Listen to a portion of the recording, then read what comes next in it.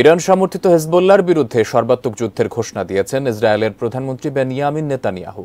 এমন পরিস্থিতিতে লেবাননে হামলা চালানো হলে তার পরিণতি কতটা ভয়াবহ হতে পারে সে বিষয়ে ইসরায়েলকে হুঁশিয়ারি দিয়েছে ইরান।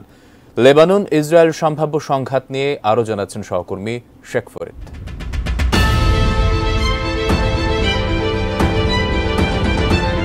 হেজবুল্লাহ নিজেকে এবং লেবাননকে রক্ষা করতে সক্ষম। সেই সঙ্গে হেজবুল্লাহ বাহিনীর সঙ্গে সর্বাত্মক যুদ্ধ শুরু হলে চূড়ান্ত পরাজয় হবে ইসরায়েলের।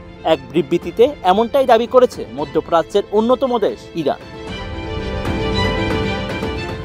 8 মাসেরও বেশি সময় ধরে গাজায় আগ্রাসন চালাচ্ছে ইসরায়েল। এর প্রতিক্রিয়ায় ইসরায়েলের বিভিন্ন লক্ষ্যবস্তুতে হামলা চালিয়েছে লেবাননের শক্তিশালী সংগঠন হেজবুল্লাহ। সম্প্রতি উত্তর ইসরায়েলে হামলার তীব্রতা বাড়িয়েছে ইরান সমর্থিত এই গোষ্ঠীটি। এরপরেই হেজবুল্লাহর লক্ষ্যবস্তুতে হামলার অনুমোদন দিয়েছে তেল আবিব। এই অবস্থায় লেবাননে বড় ধরনের হামলার আশঙ্কার মধ্যেই ইসরায়েলকে হুঁশিয়ারি দিয়েছে ইরান।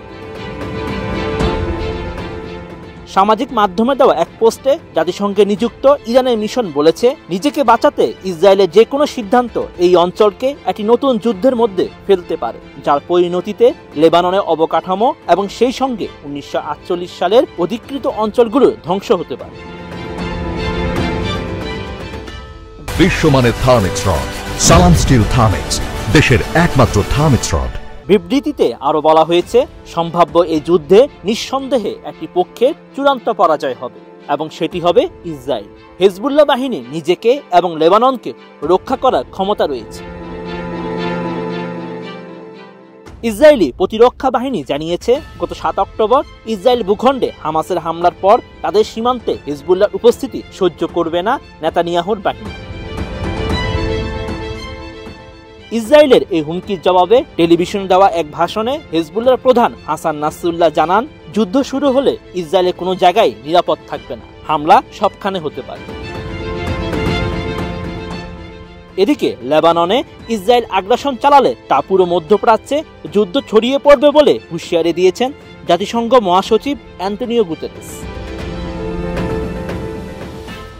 জাতিসংঘের মহাসচিব জানান, ব্লু লাইন বরাবর ইসরায়েল এবং হেজবুল্লাহর মধ্যে একের পর এক উত্তেজনা নিয়ে গভীর উদ্বেগ প্রকাশ করতে হচ্ছে। বেড়ে যাওয়া গুলি বিনিময় এবং দুপক্ষের বাকযুদ্ধ একটি সর্বাত্মক যুদ্ধের ঝুঁকির মধ্যে ফেলছে। এই যুদ্ধ পুরো মধ্যপ্রাচ্যে বিস্তৃত হওয়া সত্যিই সম্ভব, যা অবশ্যই এড়িয়ে যেতে হবে। এই নিয়ে ভুল হিসাব নিকাশ এমন একটা বিপর্যয় ঘটাতে পারে যা সীমার বাইরে এবং কল্পনারও বাইরে। শেখ ফরিদ, ATN।